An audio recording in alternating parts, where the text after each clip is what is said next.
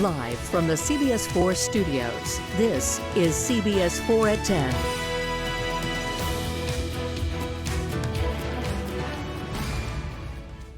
Cowardly. I'm going to try my best not to have hate in my heart because I don't think AJ would want that, but it's just, it won't bring him back, so what is there to do but to pray? Friends and family still reeling from the violence that shattered the Las Cruces community this weekend. Many still grappling with heartbreak and a search for answers. Hello, everyone. Thanks for being with us. I'm Robert Olguin.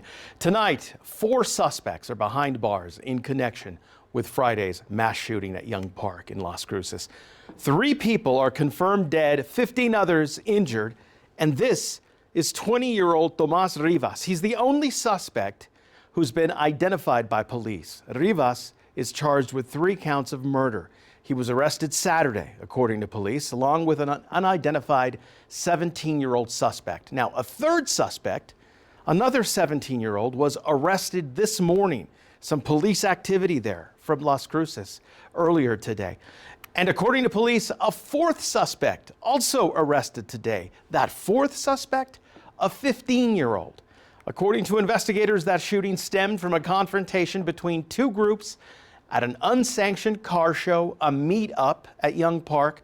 We spoke to the district attorney in Doña Ana County about whether or not he intends to prosecute the teenagers as adults. Have a listen. With a juvenile, basically there is a referral that is made to the juvenile probation office. That will be done tomorrow. But because these are murder charges and felonies, it will automatically come to our office to review. We will file a petition basically alleging the crimes, and at the same time that we will file a notice intending to seek adult sanctions against these 3 individuals. All right, so we begin our live coverage from Las Cruces with KFOX 14 News at 9's and CBS 4's Selena Madrid. She spoke to the family of a 16-year-old who was killed in Friday's shooting. She is live at Young Park tonight. It's almost eerie here at Young Park now that the crime scene has now cleared. Go ahead and take a look here. As you can see, this makeshift memorial has been created in honor of the victims and those hurt. Just last night, we saw this entire parking lot wrapped in police tape as investigators worked through the night and well into the day throughout the weekend trying to piece together the chaos of Friday's mass shooting where 3 lives were taken and 15 others were injured. And today, for the first time, we are hearing from the family of 16-year-old AJ Madrid. He tragically lost his life in the crossfire during this event on Friday. Here's what they had to say. The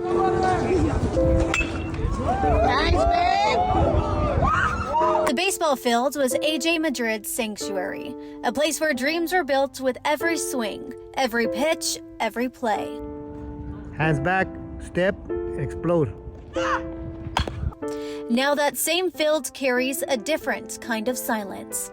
Tonight, it's not the crack of a bat or the cheer of the crowd that fills the air, but the weight of loss. Close, we grew up, almost like siblings. That's my primo, my baby primo. I know he had big ambitions, whether it was baseball, and he was smart, he took school seriously. I know he wanted to get a college education. 16-year-old AJ Madrid was more than a talented athlete. He was a son, a brother, a loyal friend, and to many, he was the heartbeat of this field. I just hope I could carry a little piece of him to live through me. His family still in shock, finding strength to honor him through their pain. I was the youngest until AJ came along, and I remember telling my mom the day he was born, it was the best day of my life because I was so excited to have a baby in the family.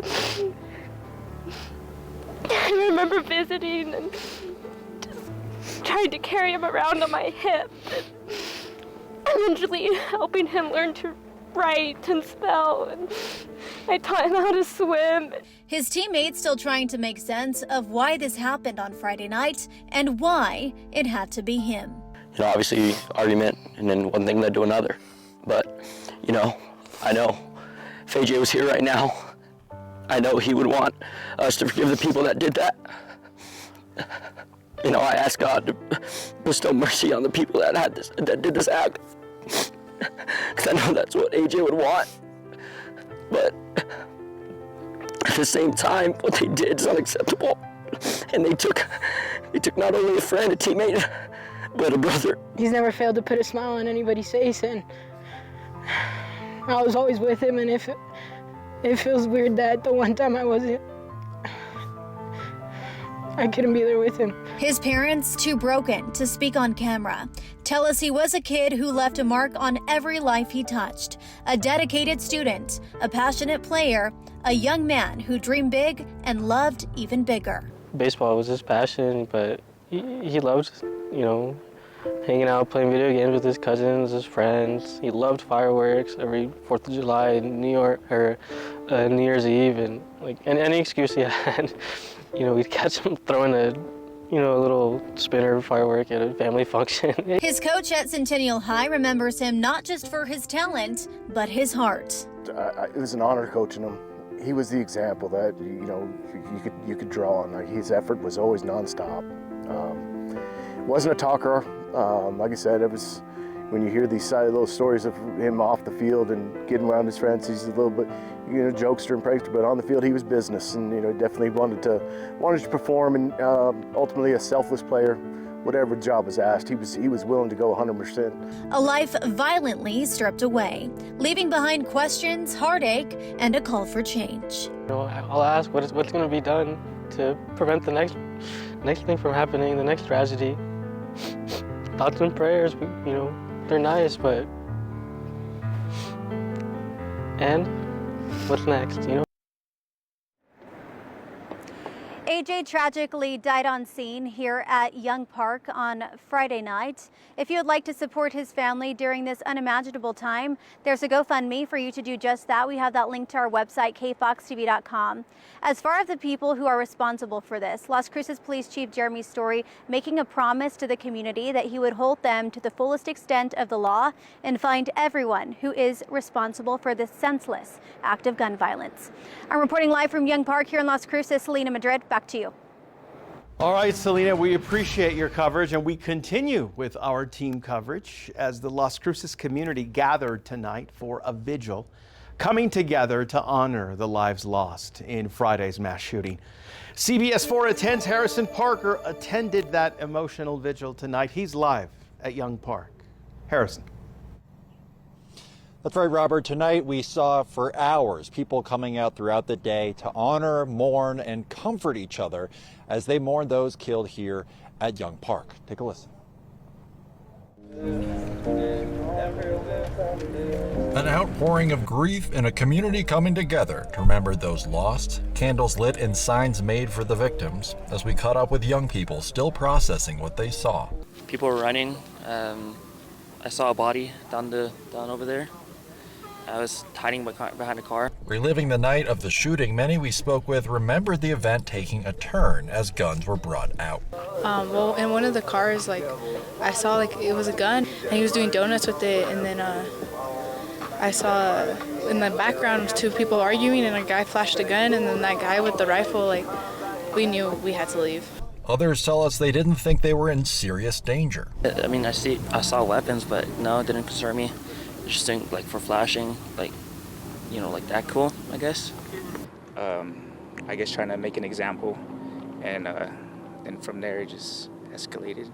After the shooting started, one witness stopped to try and help one of the victims. So there was someone laying down there right in front of us asking for help, so we were just praying for him and just waiting for first responders to come. Angel Miranda says the car shows aren't the issue and that young people always need something to do. Either way, if we stop this, what's going to happen is these younger people are just going to go straight to partying, and at parties the same thing happens. We need to make things that are just available for kids, open up centers, open up recreations. There's more to Cruces than just meets. Mm-hmm. It begins with us as a community. Well, I spoke with many people in the car community who came out here today as well to show their respects. Many of them told me they're not sure if they're comfortable coming to shows, especially here at Young Park, for the time being. Either way, a community definitely coming together to show its support. I'm Harrison Parker reporting from Las Cruces, CBS 410. After the gunfire erupted at Young Park on Friday night, 911 dispatchers were flooded with calls, panicked voices capturing the chaos as it unfolded. KFOX 14 News at 9's Vanya Castillo and CBS 4 at 10's Vanya Castillo is what I should say, continues tonight's team coverage now from the studio. Well, I've spent the day combing through 911 calls to bring you a look at what happened that night. Now, what you're about to listen to are the moments a stranger tried to save the life of Dominic Estrada, who would die, and Estrada's mother racing to get to him. Gunshot at Young Park. On Friday night, calls start pouring in about a shooting at Young Park in Las Cruces. Are you sure someone was shot, or did you just hear gunshots? Yeah, I'm sure. I'm not stupid. Panic, screams, chaos. Strangers rushing to save strangers. He's not breathing. This is 911. We're administering CPR. Man driving by pulls over, desperate to help as panic breaks out. Have a gunshot wound to the head? Yes. His call for help drowned out by one name. That name belonging to 19-year-old Dominic Estrada, one of the people who wouldn't make it out alive. I'm putting CPR on one. You have a good to the head. Okay, how many people are shot? Hey, I'm on the phone. How many people were shot? 3 GSWs. 3 GSWs? Yes, Okay. ma'am. One is on the head. Where's the I'm shooter? holding one as we speak. As a stranger fights to keep Dominic alive, a race begins. My kid has been shot at Young Park. Your kid was shot? Okay. Yes, I'm Where on are the you? highway. One against time. What's your child's name? Jacob and Dominic.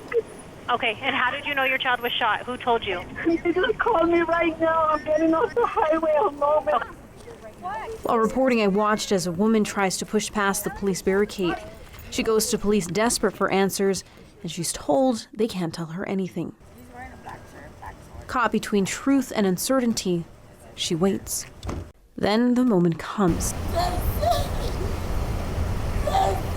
Her body hits the ground, and it's her screams that fill the night as the body of 18-year-old Jason Gomez lies just feet away from her. Dominic was taken to Mountain View Regional Medical Center where he would die. 16-year-old Andrew Madrid and 18-year-old Jason Gomez died on the scene. Reporting from the studio, I'm Vanya Castillo. So as we've reported, 911 dispatchers received dozens of calls in a matter of minutes on Friday night. We've obtained those calls exclusively. Some are panicked, others are just trying to convey information, like security guards at 2 hospitals in Las Cruces. 5 now. 5 now? 5 Yes. GSVs at Memorial Medical Center. Yes. Yes, they just walked in. Okay, males or females? So far I've seen one female. Actually, there's 2 females now. Mountain View Regional Hospital on East Loman. Mountain View on Loman. Okay, how can I help you? Yes, it's Security Sergeant Flores. We have 2 19-year-old males that came in with gunshot wounds. Apparently they happened at Young's Park. 19. Hold on just a second. Gunshot wound. We're trying to find a room for the second one. So some callers were frustrated, deeply concerned about the deadly violence in their community, some directing that frustration at the dispatchers. At a news conference yesterday, Las Cruces Police Chief Jeremy Story addressed some of that frustration felt from the 911 callers. Yeah, so the answer is if I had, well, in a perfect world where I had 220 police officers like I'm supposed to, it probably would have been different last night. But I had no units available for most of the night prior to the shooting. And so, I mean, logistically, I got what I got. You can stay up to date with the day's latest news by heading to our website, cbs4local.com, or check out the YouTube channel for the latest. Evan.